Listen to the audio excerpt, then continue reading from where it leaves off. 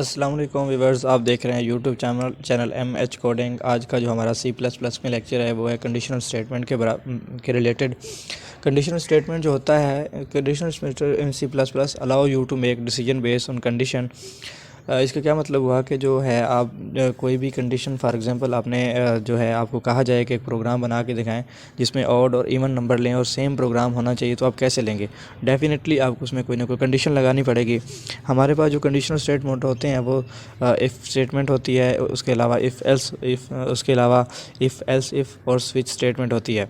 For example जो if statement होती है वो सिर्फ एक कंडीशन के लिए इस्तेमाल होती है कि हमारे पास सिर्फ एक कंडीशन है और हमने उसको जो है सॉल्व करना है। फॉर एग्जांपल उसके अलावा जो इफ़ एल्स होती है जो बहुत सारी कंडीशन के लिए इस्तेमाल होती है, एक से ज़्यादा इस्तेमाल होती है। और इस तरह से इफ़ एल्स इफ़ जो होती है वो बहुत सारी, अगर आपके पास कंडीशन होती हैं, फॉर एग्जांपल जो आपको कहा जाए कि वो टेक्स्ट जो है प्रोग्राम बनाएं उसमें एक से ज़्यादा कंडीशन है, तो वो आप इस तरह से इसको इस्तेमाल करते हैं।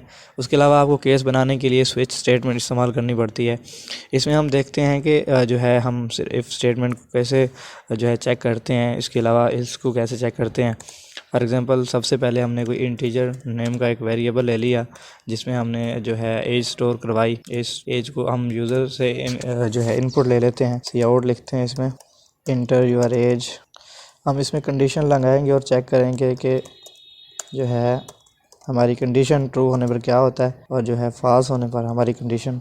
इसके अलावा हम सी एन जो है वो इनपुट के लिए इस्तेमाल किया जाता है। अब यहाँ पे हमने जो है इफ़ स्टेटमेंट का हम कंडीशन लगाएंगे। इफ़ में हम कंडीशन लगाएंगे कि जो हमारी जो एज है अगर वो greater than is equal to 18 है तो हमें जो मैसेज है वो शो करवा दे, you can vote, you can vote. हमारे पास ये आ गई। इसके अलावा एंड लाइन लिखते हैं। इसी तरह से जब आप इसको जो है कंपाइल एंड रन करते हैं तो हमारे पास जो है जवाब आ जाएगा इसका, क्योंकि कंडीशन लगी हुई है। अगर हमारी जो एज होगी वो ग्रेटर देन या इक्वल होगी 18 के, तो हमारे पास जो है वो शो हो जाएगा यू कैन वोट। इसके अलावा अगर हमारी जो कंडीशन है वो फॉल्स हो जाएगी तो जो हमारा जो प्रोग्राम है वो टर्मिनेट हो जाएगा। फॉर एग्जांपल हमने यहाँ पे लिखी 16, तो हमारे पास जो है कोई भी मैसेज प्रिंट नहीं हुआ। इसका मतलब ये होगा हमारा जो कंडीशन है वो गलत है। तो इसी तरह से अगर हम फॉर एग्ज़ाम्पल हम चाहें कि कोई और मैसेज भी प्रिंट कराए तो हम यहाँ पे एल्स लिखते हैं। जो है एक, अगर हमारे जो इफ़ वाली कंडीशन है अगर वो फॉल्स हो जाती है तो जो है कंप्यूटर जो हमारा प्रोग्राम है वो एल्स वाले को प्रिंट कर देगा। फॉर एग्ज़ाम्पल यहाँ पे हम लिखते हैं यू कैन नॉट वोट।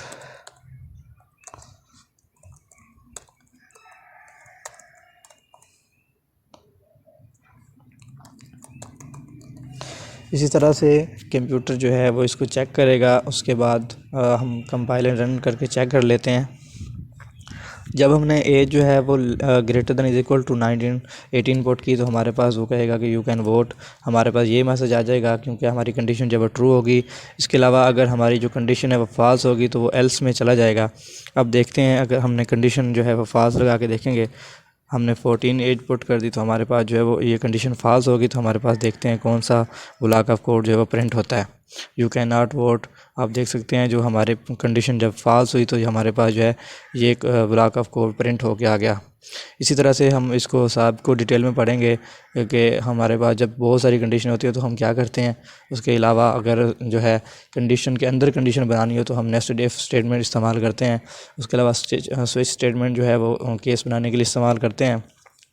इसी तरह से हम इनको अगले लेक्चर में बहुत सारी डिटेल के साथ देखेंगे। इनमें जो बेसिक फ़र्क है वो भी देखेंगे। मिलते हैं अगले लेक्चर में। अपना बहुत सारा ख्याल रखिएगा। अल्लाह हाफिज़।